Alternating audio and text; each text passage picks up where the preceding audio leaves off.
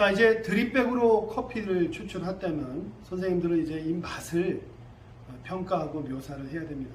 그러기 위해서 되도록이면 투명한 잔을 준비하시고 그 잔을 예열해 주십시오. 온도를 계속 유지해 주는 것이 곧 향기가 바깥으로 날아가지 않도록 잡아두는 것이라고 생각을 하시고, 아까 10g을 추출을 했으니까 모두 추출량이 커피가루가 2배의 물을 머금는다고 말씀드렸죠. 그러니까 얘의 양은, 추출된 양은 모두 150을 부었는데 20g은 커피가루가 머금고 있고 130 정도가 나온 겁니다. 잔에 따라서 이제 많이 담겨 보일 수도 있겠죠. 자, 그러면 색깔을 보는 거예요. 색깔을 보실 때에는 하얀색을 밑에다 받쳐서 보셔도 되는 겁니다. 그리고 안에 들여다보면서 투명도를 보는 거죠. 대체적으로 내추럴 커피일 경우에는 용존 고용물이 많이 나와서 투명도가 떨어질 수 있습니다. 커피에 따라서 투명도가 떨어지는 건 좋고, 와인처럼 거르는 걸 잘했느냐 못했느냐라는 성공과 실패의 문제로 보는 것이 아니라 용존 고용물이 많이 들어가 있는, 상대적으로 많은 내추럴이냐 워시드냐, 아니면 그 중간에 펄프도 내추럴이냐라는 것을 가늠할 수 있는 것이죠. 자, 이렇게 향기를 맡는 시간이 설명 때문에 늦어졌는데 사실은 향기가 제일 중요하죠. 향기를 꼭 맡으시고, 향기를 맡을 때에는 깊게, 자, 깊게 한 2번 정도 하신 다음에 지금 흙의 느낌이 좀 나오기도 하고요. 그 다음에 고추 말린 느낌이 나오기도 하고, 지금 이 커피는 선생님들께 나눠드린 케냐 피베리 커피입니다.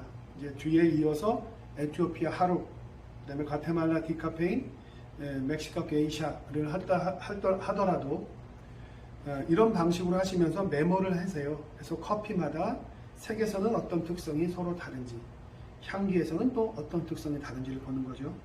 그래서 이 빛깔을 또 향기를 동시에 맡으면서 판단을 하시고, 그 다음에 스니핑을 하시는 거예요. 후각세포가 쉽게 피로해질 수 있으니까 바람을 갖다 불러들이면서 킁킁거리는 걸 우리가 스니핑이라고 합니다. 따라해 보시죠. 이렇게 되면 옅은 산미가 좀 느껴지는 거죠. 스니핑을 했을 때 다른 것들이 느껴진다라는 차원이 아니라 면모가 다른 것들을 깊게 흡입할 때와 스니핑할 때 구별해서 볼 수 있다라는 의미이고, 지금 저 같은 경우에는 자몽의 느낌이 나기도 하고 허벌라이크, 식물체의 느낌이 나서 이 커피는 저는 지금 결과를 알고 보고 있습니다만 생동감이 있는 커피이다. 허벌라이크, 케냐 커피의 특징이기도 하고, 그 다음에 자몽과 같은 느낌도 역시 케냐 커피의 특징 중에 하나인 겁니다. 물론 자몽은 케냐, 스토니프루시라고 하면 에티오피아, 이런 식으로 단정지어서 말씀을 드릴 수는 없는 겁니다. 자, 이렇게 한 다음에 입으로 들어오는 거예요. 입으로 들어올 때는 첫 모금에 판단하지 마십시오. 그리고 혀 위에다가 올려놓고 흘려보내는 마음으로 하는데, 이걸 똑같이 3번 합니다. 맛이 겹쳐지면서 뒤로 갈수록 맛들이 달라지게 느껴져요. 자, 제가 시범을 보이겠습니다. 혀 위에다 올려놓고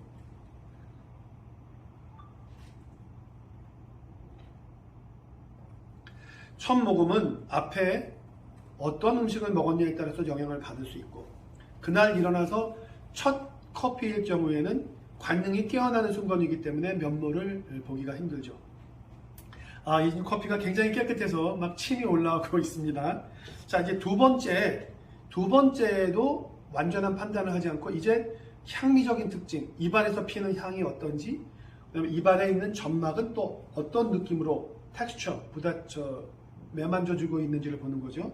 두 번째도 똑같이 입에 머금고 턱만 약간 들으면 이 목적으로 고이죠. 그럴 때 삼키시면 되는 겁니다. 자, 따라해 보십시오.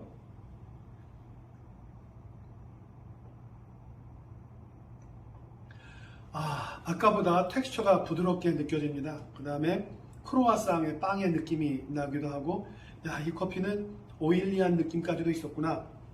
그리고 삼키고 나서 이렇게 침이 올라오는 것은 많은 분들이 과학적으로는 커피가 워낙 산성 쪽에 있죠. 중성보다는 산성 쪽에 있어서 이거를 중화시키기 위해서 침이 나오는 것이다, 이렇게 얘기를 하는데, 꼭 그렇지는 않고 우리의 관능이 긍정적으로 작용을 하기 때문에 침이 더 마시게 하고 싶어서 나온다라는 그런 해석을 하는 것도 좋겠습니다.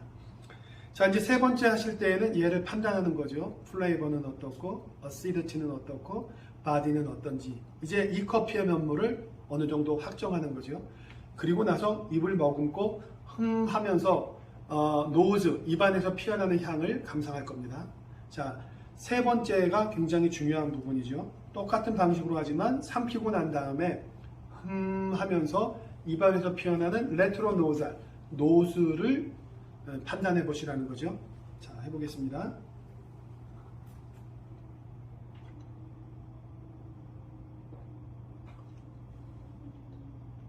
노즈, 레트로 노잘이라고 하는 건 향기는 요 외부에 있는 어떤 향기 물질이 코로 들어가서 수용체와 만나게 되고 만나는 순간에 전기 신호가 발생을 해서 뇌가 향기의 특성을 인지하는 거죠.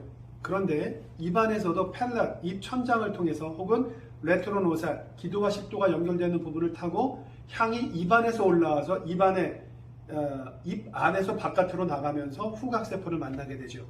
그래서 우리가 흔히 그것을 입안에서 피어나는 향, 그래서 노즈, 혹은 역류하는 향, 그래서 레트로 노잘이라고 얘기를 합니다.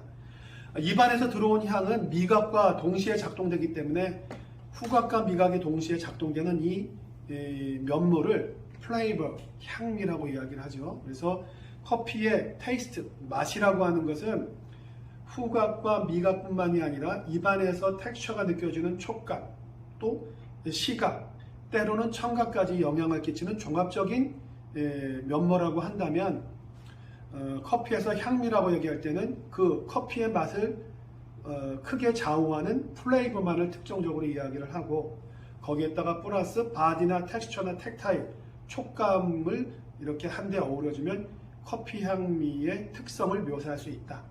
그리고 그 묘사어를 통해서 내 관능이 어떻게 작용하는지를 보면서 그 커피의 품질을 어느 정도 평가할 수 있다. 이렇게 얘기할 수 있는 겁니다. 자, 이런 방식으로 커피를 이제 속성을 느껴보시고 이제 아직도 마지막 하나가 더 남았습니다. 온도가 어느 정도 식어가면서 혹시라도 뜨거울 때 관찰하지 못했던 결점은 있는 것은 아닌지, 또 부족한 것은 있는 것은 아닌지, 또 긍정적으로는 온도가 내려오면서 이 커피는 또 다른 방식으로 나의 관능을 변화시키는지를 보는 거죠. 그래서 입에다 먹은 다음에 왕성하게 부닥치고 삼키는 겁니다. 제가 해보겠습니다. 바람을 역류시키는 과정도 있습니다.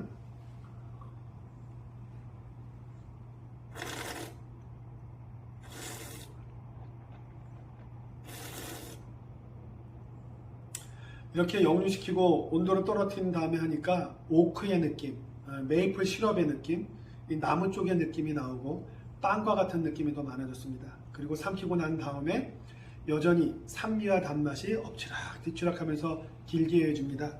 그러고 보니 이 커피는 케냐 장고 커피였습니다.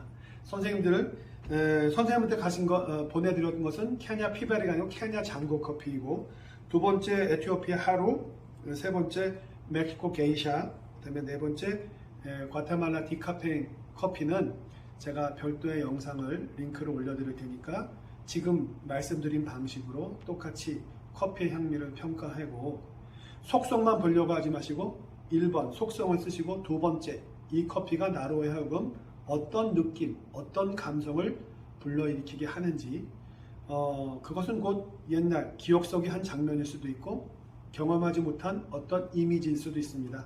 그런 부분을 꼭 적어서 제출을 해 주십시오. 네, 감사합니다.